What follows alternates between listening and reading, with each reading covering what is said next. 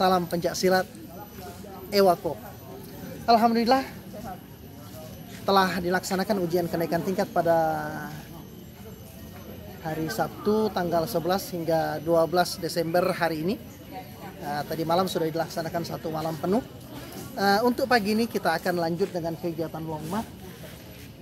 Terlihat anak-anak di belakang yang pagi ini sudah mempersiapkan diri untuk mengikuti Wongmat keliling di seputaran area pelaksanaan ujian kenaikan tingkat.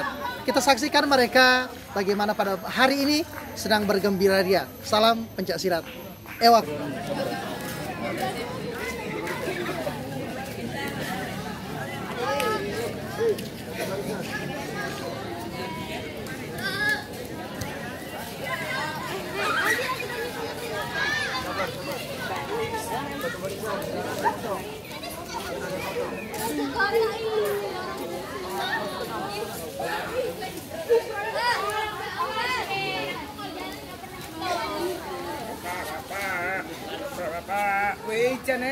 Siapa itu?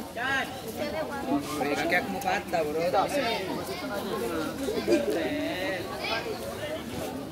Dia jadi kameramen. Udah cepat, udah mati kan.